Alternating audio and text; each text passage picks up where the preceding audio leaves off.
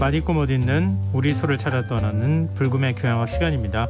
주름문화 칼럼니스트인 숙명여대 미래교육원 명욱 교수 나오셨습니다. 안녕하세요. 안녕하세요, 명욱입니다. 네.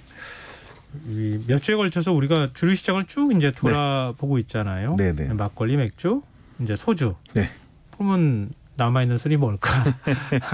와인입니다. 네. 네. 오늘 와인 얘기 해주신다면서요. 네. 그래서 이제 전체적으로 성장하고 있는 국내 와인 시장하고 요즘에 핫 이슈로 주목받고 있는 한국 와인에 대해서 한번 말씀을 드려볼까 합니다. 한번 조금 복습하는 의미에서도 얘기를 좀 해야 될 것 같은데요. 국내 주류 시장 규모가 10조 원 규모라고 하셨잖아요. 그럼 맥주가 50%, 네. 소주가 30%, 네. 막걸리가 5%. 네. 뭐 전통주는 그보다 훨씬 더 퍼센트가 적다 이렇게 또 말씀해 주셨는데 그러면 와인 시장 규모는 얼마나 되는 거예요? 수입가액만 가지고 시장을 본다면 막걸리와 비슷합니다. 5% 정도 한 4,5천억 원 정도. 그 생각보다는 그렇게 많지는 않네요. 네, 뭐 막걸리랑 비슷하다고 생각하면은 실은 그렇게 크지 않은데 여기에 살짝 반전이 있습니다. 왜요? 뭐냐면 와인은 수입가액에서 이 마진이 많이 남아요. 그러니까 보관도 까다롭고 뭐 유리병이다 이러다 보니까 이동에서 신경 쓰죠. 그러다 보니까 소매점에서도 붙는 마진이 일단 크고요. 식당에 가면 마진이 더 커지죠. 그렇죠. 훨씬 커지죠. 그래서 실질적으로는 보이는 것 이상으로 시장이 굉장히 큰 것이 와인 시장이고 최근에는 이 와인 시장 같은 경우에는 커피값보다 더 저렴한 와인들이 굉장히 많이 등장했어요. 커피값보다 저렴한 와인? 네, 5,000원 이하. 4,000원 이하 이런 것들. 4,000원 이하는 제가 본 적은 없고 5,000원대는 제가 본 적이 있는 것 같은데. 4,000원대, 3,000원대 이렇게 나왔습니다. 대기업에서. 그러면 그 원래 와인 생산지에서는 얼마에 파는 와인이라는 거예요? 보도자료에 따르면 10,000원 정도에 파는 건데 일반적으로 가서 그 구매를 할 때 있어서 아예 100만 병을 주문해버린 거죠. 대기업에서. 그러다 보니까 100만 병 주문할 때니 가격을 최대한 코스트를 다운해달라, 가격을 낮춰달라 해가지고 그걸 갖고 물량을 갖고 상국에 팔고 있는데 이게 굉장히 잘 팔리다 보니까 커피값보다 싸다 보니까 가격이 지금 굉장히 호응도가 높고 또 시장도 커지고 있는 그런 상황입니다. 지금 외람도 말씀해주지만 제가 독일에 간 적이 있는데요. 그 와인 생산하는 곳이었어요. 그 산지죠. 가서 와인을 그냥 뭐 일반적인 마트 같은 데 가서 샀는데 4,000원? 그것도 안 되는 거예요. 근데 뭐 재미삼아 마셔봤는데 우리나라에 오면 한 10배쯤 받을 만한가. 그렇죠. 보통 한 현지보다 한 수준인 것 같더라. 현지보다 한 10배, 5배에서 10배 정도. 그러니까 그 중간에 하죠. 오면서 마진이 굉장히 상당히 이제 다른 주류보다는 많이 많은 그렇죠. 편이다. 관세라든지 이런 그 주세 같은 것도 꽤 높고요. 그리고 아무래도 멀다 보니까 그 와중에 이제 이동 비용 같은 것들이 많이 붙는 것도 실은 사실이기도 하고요. 근데 국내에서 판매되는 와인 어느 나라 제품이 가장 많아요? 네, 일단 물량으로는 뭐 아시는 분들 많으시겠지만 칠레 와인입니다. 칠레 와인을 좀 우리나라 분들이 좀 좋아하세요. 네, 맞아요. 실질적으로 뭐라 할까, 칠레 와인 굉장히 안정돼 있죠. 이게 미국이나 이제 칠레 같은 곳을 이제 보면은 특징이 뭐냐면 여기는 기후가 특히 이제 미국의 나파밸리라든지 칠레 같은 이 와인 산지는 기후들이 늘 일정해요. 잘 바뀌지 않다 보니까 와인 맛도 실은 포도의 그 수확량이라든지 수확된 포도의 그 퀄리티에 따라서 와인 맛이 굉장히 많이 바뀌는데 늘 일정한 거예요. 여기는 날씨가 늘 그대로니까. 근데 유럽은 실은 늘 날씨가 좋았다 나빴다 하기 때문에 그래서 실은 연도에 따라서 맛 차이가 많이 나는데 신대륙 같은 건 그런 게 없다 보니까 특히 칠레산 같은 경우에는 가성비가 좋다 그래서 정말 많이 좋아하시죠. 이런 거. 네, 맞습니다. 한때는 뭐 굉장히 인기가 좋고 요즘도 좋아하시는 분들이 많기도 하는데요. 이제 일단 물량으로는 칠레가 1위고요. 그 다음에 의외로 이 스페인이 2위입니다. 스페인 와인은 많지는 않은 것 여기에 같아요. 이제 반전이 있고요. 3위가 어디냐? 그 다음에 이제 프랑스로 넘어갑니다. 그래서 뭐 칠레가 26% 정도, 스페인이 22% 정도, 그 다음에 프랑스인데 다 일단은 물량. 양으로 따졌을 때 이제 이 정도가 나오는 상황입니다. 보통 프랑스 와인이 많다고 생각하지 않나요? 네, 그렇죠. 양에서는 3위인데 원래 양에서도 압도적으로 1위였어요. 2000년대만 하더라도 42% 이상이 이제 프랑스 와인이었는데 지금 14%, 15%까지 내려왔죠. 근데 역시 보이는 것이 다가 아니다. 뭐가 또 숨겨져 있어요? 여기 반전이 있습니다. 그래요? 뭐냐? 시장 가격으로 봤을 때는 1위입니다. 네. 술 양으로 지금 따졌을 때 그렇고 네. 가격으로 따졌을 때는 그러면 비싼 와인이 많이 들어오고 비싼 와인만 많이 들어오는 거죠. 뭐 샤또 뭐 이런 뭐 샤또 뭐 어쩌고저쩌고 뭐 보르도에 뭐 어쩌고저쩌고 부르고뉴 어쩌고저쩌고 이런 것들만 계속 들어오고 사람들은 프랑스 와인을 찾았을 때 아예 고가로 계속 찾는다는 거예요. 그래서 프랑스 와인은 계속 고가가 많이 들어오고 있는 상황이고요. 그래서 시장 금액으로 본다면 프랑스 와인이 한 33% 정도를 차지하고 있고 칠레 와인이 19%, 이탈리아가 14%인데 이게 재밌는 게 프랑스가 많네요. 그렇죠. 프랑스가 압도적입니다. 네. 가격으로 따졌을 때는 뭐 프랑스 와인을 도저히 이길 수 있는 건 아무것도 없죠. 근데 흥미로운 게 저 아까 양으로 봤었을 때 스페인 와인 2위라고 말씀드렸잖아요. 네. 가격으로 봤을 때 5위로 내려가요. 그건 또 왜 그래요? 칠레보다 훨씬 싼 거예요. 스페인 와인이 상대적으로 굉장히 저렴한 와인이 많이 들어오고 있다. 네. 이게 왜 그러냐면 이게 스페인에서 진짜 와인을 수입해서 파는 것도 있는데 네. 실질적으로 이제 와인을 수입한다기보다는 이 벌크로 탱크채로 아예 수입을 해서 이거를 다른 술로 팔아요. 아니 그게 무슨 말씀이세요? 네, 뭐냐면은 여기에 다른 우리나라의 뭐 예를 들어서 과일이나 이런 다른 맛을 첨가해서 다른 술을 파는 거죠. 우리나라에서 그러면은 스페인 와인을 대량으로 가지고 들어와서 우리나라에서 일종의 브랜딩 같이 이것저것 섞어서 넣어서 와인으로 판매한다는 거예요? 와인이라고 말하기도 좀 애매한데 대표적인 것이 이런 술들 중에 하나가 매실주입니다. 매실주요? 매실주요. 예.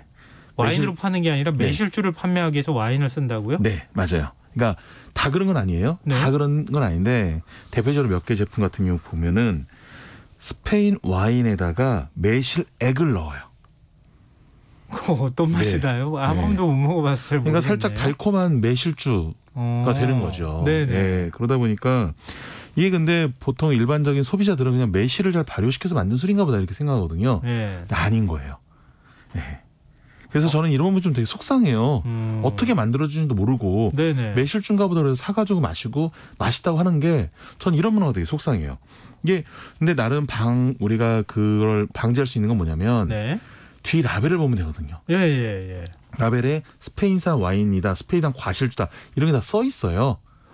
그냥 매실주 살 때 당연히 매실 들어가가지고 와인을 만들어서 하는 거지. 거기에 누가 스페인 와인이 들어갔을 거라고 상상하겠어요. 근데 그만큼 이제 스페인 와인이 그렇게 탱크로 판매하는 것이 그만큼 저렴하다는 뜻이 있기도 하고요.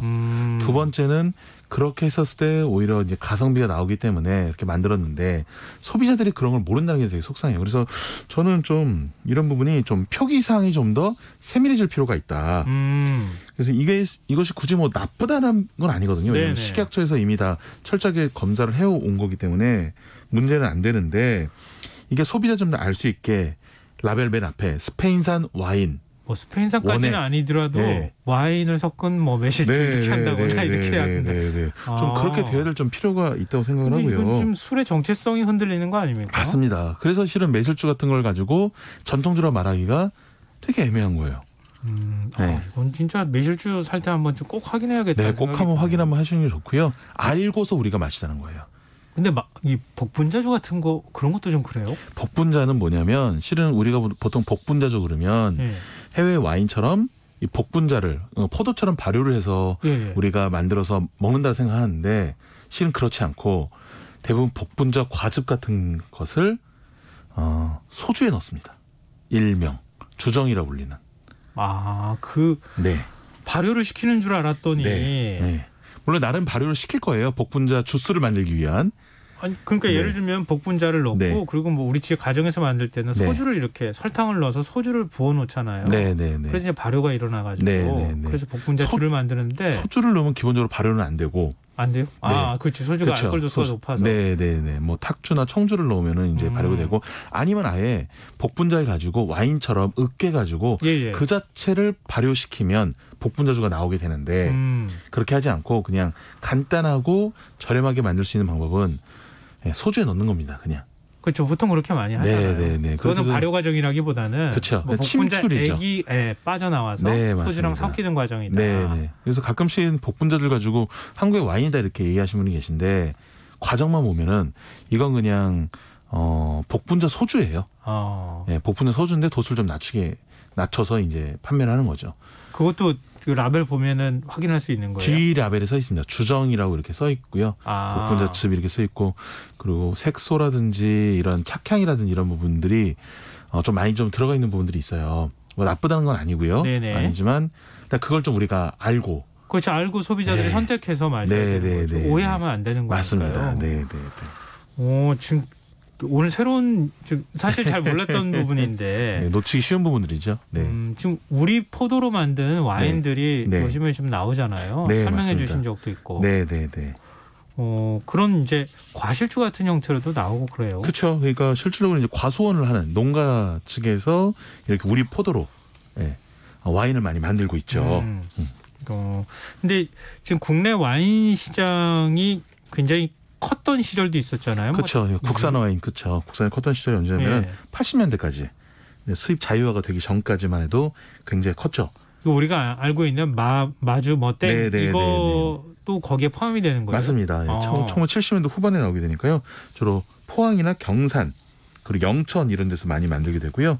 대표적으로 이제 독일의 품종인 독일의 화이트 와인 품종인 리슬링을 많이 썼습니다. 네.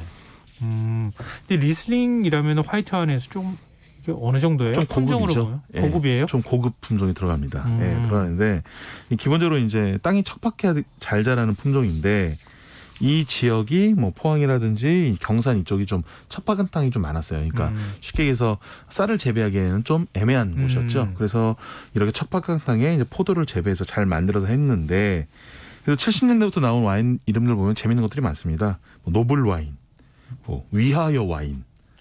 뭐 이런 것들이 있고 못 봤어요. 뭐 마주 앉아서 마신다는 마주땡 와인 뭐 이런 것도 있는데 예. 지금은 대부분 사라지고 이제 원액을 수입해서 이름만 이제 국산 와인으로 판매하는 경우가 많죠. 와. 네. 그럼 지금 이제 수입 자유화 때문에 칠레 와인도 많이 들어오기도 네. 했지만 네. 결국 경쟁력에서 밀린 건가요? 아니면 어떤 과정이 있었던 거예요? 경쟁력에서 밀리기도 하고 당시에 이런 대기업에서 그 와인을 많이 만들기도 했는데 결국 그 와인을 만드는 업체들이 맥주 기업이고 그랬거든요. 그러다 보니까 와인에 대한 깊이라든지 이해도가 많이 부족해서 마케팅이나 이런 부분 많이 약했어요. 그리고 가격도 결국 안 맞다 보니까 대기업에서는 우리나라 국산 와인에 대한 부분을 지금은 거의 뭐 포기하다시피 놔둔 상황이죠. 맥주도 잘 만들지는 않는 것 같은데.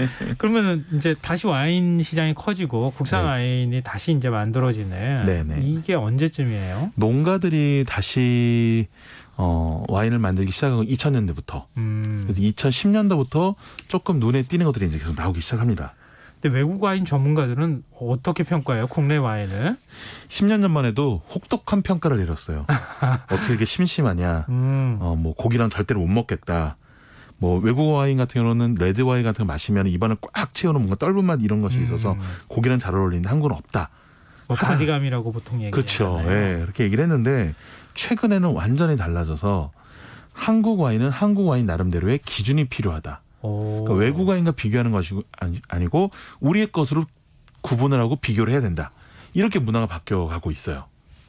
실은 그게 맞는 얘기고요. 네. K 와인이 앞으로 전 세계를 주름잡을 때가 저는 굉장히 재밌다고 보고요. 실질적으로 외국에서 안 만드는 품종하고 많이 만듭니다. 그래서 캠벨, 우리가 자주 먹는 캠벨 포도 같은 경우로 와인을 만들었을 때 또 다른 맛이 나오기도 하거든요. 네.